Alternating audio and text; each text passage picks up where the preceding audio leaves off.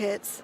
The report also said half of that cost would be down to European operators being impacted by higher input costs due to a significant loss of competition, and that the 18-month delay would result from delivery challenges for competitors such as Ericsson, Nokia and Samsung in the event of a sudden surge in demand. Well, also some positive forecasts for oil prices out of the forum. OPEC leaders and other producers in St. Petersburg hinted they might be looking at extending their output reduction deal. That's as barrel costs climbed this week after hitting 5-month lows. David Pollard reports. Oil prices have taken a bad battering in recent weeks, but got some reprieve on Friday, thanks to hints that OPEC and its allies could extend their supply cut pact when they next meet. The last couple of years have been good. The last few weeks have not been so good. And going into the June meeting, we're seeing a consensus emerging that we need to continue the supply management regime that we have established. Those comments came in St. Petersburg, where Russia is playing host to an economic forum, amid concerns that global trade tensions could depress the global economy. And after they hit a 5-month low, weigh further on crude prices. We cannot even talk about prices for tomorrow. The fundamental factors that usually determine oil prices, the balance of supply and demand, are taking a backseat to news, sanctions, trade wars. It's unpredictable.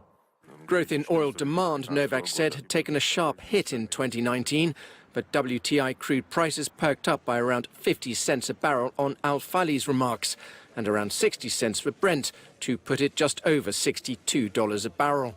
Anything below $60 could stop oil firms investing in the industry, he warned. But with prices still up around 16% since the OPEC supply cut started in January, Al-Fali said despite shaky sentiment, demand was, quote, rather healthy. A New York man accused of plotting an attack on Times Square appeared in court on firearm charges. According to prosecutors, Ashikul Alam had spoken about killing police officers and praised Islamic militants, including Osama bin Laden.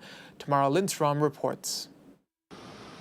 An alleged plot to attack police officers and civilians in Manhattan's Times Square landed a New York man in federal court. 22-year-old Queens resident Ashikul Alam was charged with illegally acquiring firearms in what federal officials say was part of a terrorist plot. Alam was arrested Thursday after receiving from undercover officers 2 semi-automatic handguns with their serial numbers stripped off.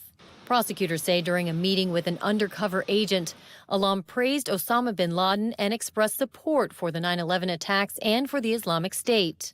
Alam proposed an attack either in Times Square or in Washington to kill a U.S. government official and talked about buying grenades and guns, according to the complaint against him. Prosecutors say Alam went on recon missions to Times Square and discussed using an explosive vest as part of the attack. Alam is being held without bail, the judge rejecting his attorney's request for home confinement with his parents. Alam's attorney had no immediate comment. A former police officer in Minneapolis has been sentenced to 12.5 years in prison after he fatally shot an Australian woman nearly 2 years ago. 33-year-old Mohammed Noor was found guilty in April on murder and manslaughter charges. He'd shot and killed Justine Ruzick-Damond outside her home after she'd called police to report a possible sexual assault. The court heard statements from Damond's friends and relatives detailing the anguish and fear of police they'd felt since she died. Before the sentencing, Noor apologized to Damond's family, saying he'd caused this tragedy. Regardless of the sentence in this case, I owe that to Ms. Ruzick and to her family.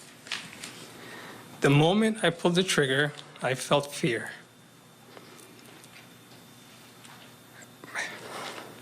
When I walked around, I saw Ms. Ruzick dying on the ground.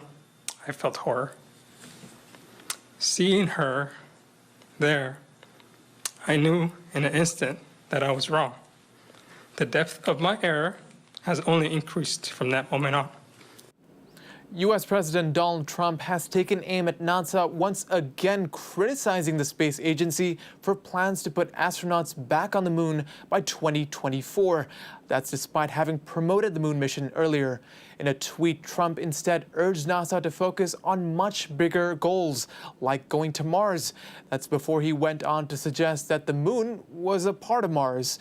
His statements about NASA's goals appear at odds with the White House's recent push to have humans on the moon again by 2024 by any means necessary. That was 5 years sooner than a 2028 goal that had been set. While talking about space exploration, NASA has announced that space vacations will soon be available. That includes a stay in the International Space Station for up to 30 days. However, as Linda So reports, it comes with a hefty price tag. 3, 2, 1. NASA says it'll soon be hosting vacations in space, but they'll cost you. The U.S. Space Agency will allow private citizens to fly to the International Space Station and stay for up to 30 days as early as next year.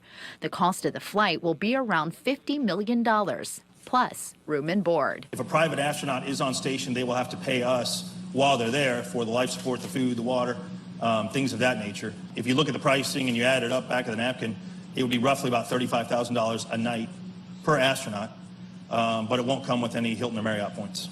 NASA's announcement is a shift from its long-standing prohibition against tourists and private interests at the orbiting research lab.